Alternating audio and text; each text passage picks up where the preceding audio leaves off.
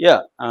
యాక్చువల్‌గా ఏందంటే మనం బయోగ్రఫీ చెప్పడానికి ఈ టైం సరిపోదు. బేసిక్‌గా ఆయన మీద వచ్చిన సినిమాల గురించి మాత్రం మనం మాట్లాడదాం. ఓకే. సో, ఇది ఫస్ట్‌ది గాదు. దీని దీని గురించి నేను లాస్ట్‌లో చెప్తాను. మొదటగా ఆయన మీద వచ్చిన సినిమా 2019లో 'పీఎం నరేంద్ర మోడీ' అనే ఒక సినిమా వచ్చింది. దీన్ని వమంగ కుమార్ డైరెక్ట్ చేశాడు. వివేక్ ఒబెరాయ్ నరేంద్ర మోడీగా చేశాడు. అట్లాగే బొమ్మయి ఇరానీ ఇలాంటోళ్ళంతా ఉన్నారు. ఈ ఓకే. సినిమా పెద్దగా ఆడలేదు. బట్ 28,00,00,000 కలెక్ట్ చేసిందని మేకర్స్ ప్రకటించారనమాట. ఇది ఫస్ట్‌ది. అంటే దీంట్లో ఏందంటే నరేంద్ర మోడీ బయోగ్రఫీ అనేది నిజానికి అందరికి తెలిసిందే. హ్మ్. ఆయన బయోగ్రఫీ. ఆయన ఒక టీ అమ్మే కుర్రవాడిగా మొదలయ్యి ఆహ్, అక్కడి నుంచి ఆర్ఎస్ఎస్‌లో జాయిన్ అవ్వడం. ఆర్ఎస్ఎస్‌లో నుంచి ఆయన బీజేపీ రావడం. గుజరాత్‌లో 4 పర్యాయాలు ముఖ్యమంత్రిగా ఉండి అక్కడి నుంచి నేషనల్ లెవెల్‌లోకి వచ్చి ప్రధాన మంత్రిగా అయ్యి ఇప్పుడు మూడోసారి ప్రధానమంత్రిగా ఉండడం అనేది ఆయన అనేక రికార్డులు క్రియేట్ చేశాడు. ఆయన జర్నీ కూడా ఇంట్రెస్టింగ్ జర్నీ. ఒక బీసీ ఆహ్, పేద బీసీ కుర్రవాడు ప్రధానమంత్రిగా ఎదిగిన జర్నీ అనేది ఖచ్చితంగా ఇన్స్పిరేషనల్ స్టోరీ. వ్యక్తిగతంగా తీసుకున్నప్పుడు. ఆయన చుట్టూ వివాదాలు అవన్నీ పక్కన పెడితే, ఒక మామూలు ఒక కుర్రవాడు, ఒక స్మాల్ టౌన్‌లో ఉండే ఒక కుర్రవాడు, ఒక 140, 150,00,00,000 దేశానికి మూడవసారి ప్రధానమంత్రిగా ఉండడం, నాలుగోసారి కూడా అవ్వచ్చేమో అన్న పరిస్థితి ఏర్పడడం హ్మ్. అనేది ఖచ్చితంగా ఆహ్, ఒక అద్భుతమైన పర్సనాలిటీ డెవలప్‌మెంట్ స్టోరీ అవుతుంది. At the same time political thriller లాగా కూడా చేయొచ్చు. ఎందుకంటే ఆయన చుట్టూ అనేక వివాదాలున్నాయి. కాకపోతే దాన్ని ధైర్యంగా తీసే పరిస్థితి ఎవరికీ లేదు ఇవాళ. తీసి బతికే పరిస్థితి కూడా లేదు. ఆయన వివాదాలన్నింటిని చర్చిస్తే వాడి పని అయిపోతుంది. ఓకే. ఇవాళ ఉన్న కండిషన్‌లో. అందుకని ఏం చేయాలి? పొగడాలి. పొగడాలంటే ఏం చేయాలి? వివాదాలన్నింటినీ దాచిపెట్టి, ఆయన సాధించిన విజయాలను మాత్రం అంటే పాజిటివ్ సైడ్ మాత్రమే చూపించాలి. నెగెటివ్ సైడ్ వివాదాలను చూపిస్తే వాళ్ళ కష్టమవుతుంది. అందుకని ఇప్పుడు వస్తున్న అన్ని సినిమాలు కూడా పాజిటివ్ సైడే చూపిస్తున్నాయి. హ్మ్. ఆయన ఎట్లా ఎదిగాడు ఏంటి? దీనివల్ల ఏందంటే పెద్దగా ఎవరికీ ఉపయోగపడదు. అంటే ఎప్పుడైనా గూడా నువ్వు బ్లాక్ అండ్ వైట్ అన్నీ చేయగలగాలి. ఆహ్, సారీ అంటే గ్రే, గ్రే షేడ్స్ అంటారు. అంటే ఓన్లీ బ్లాక్ అండ్ వైట్ గాకుండా అన్ని రంగుల్లో చూపించగలగాలి. జనరల్‌గా బయోగ్రఫీస్ అన్నీ గూడా హేజియోగ్రఫీ అంటారు. హేజియోగ్రఫీ అంటే ఆకాశానికి ఎత్తడం.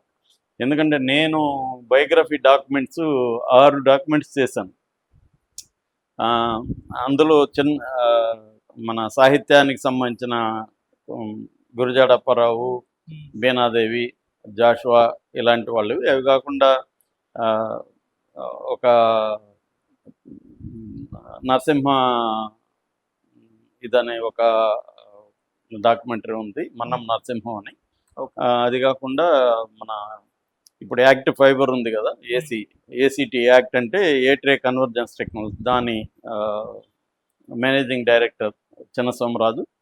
తర్వాత రామయ్య కాలేజెస్ అని బెంగుళూరులో పెద్ద ఇండస్ట్రియలిస్టు ఆయన. ఎంఎస్ రామయ్య ఆయన మీద. వీళ్ళ మీద బుక్స్ కూడా 2 నాకు పబ్లిష్ అయినాయి బయోగ్రఫీస్. హ్మ్. మొత్తం 3 బుక్స్ రాసాను నేను.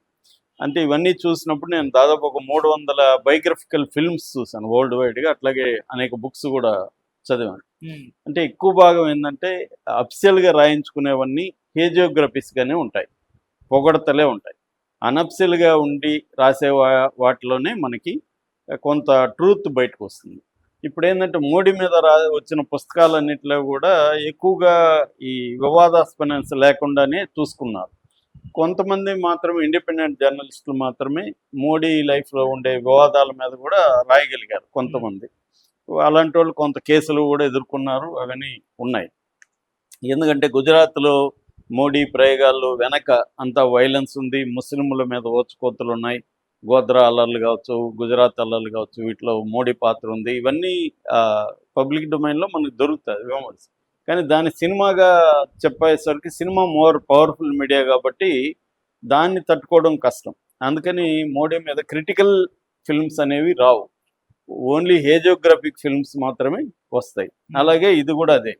ఇక రెండవది వచ్చి ఆహ్, 'journey of a common man PM Narendra Modi' అని ఇంకొక వెబ్ సీరీస్ వచ్చింది. ఇది యాక్చువల్‌గా బుక్ అనమాట. దీన్ని కిషోర్ మక్వానా అని పుస్తకం రాశాడు. దాన్ని బేస్ చేసుకొని ఉమేష్ శుక్లా అనే అతను మోడీ క్యారెక్టర్ చేశాడు. ఈ హీరోస్ నౌ ఆహ్, అని ప్రొడ్యూస్ చేశారు. ఉమేష్ శుక్లేమో డైరెక్టరు, మహేష్ ఠాకూర్ ఈ క్యారెక్టర్ చేశారు అనమాట. అది 2 సీజన్లు వచ్చింది. దాంట్లో కూడా డీటెయిల్గా మోడీ జర్నీని పాజిటివ్ యాంగిల్లోనే చూపించారు. ఇక మూడవది చలో జీతాయ్ అని 2018లో ఒక మహేష్ దలౌలే అనే అతను ఒక షార్ట్ ఫిల్మ్ తీశాడు. డైరెక్ట్గా మోడీ అని కాకుండా మోడీ ఇన్స్పైర్డ్ బయోపిక్గా మనం చెప్పుకోవచ్చు.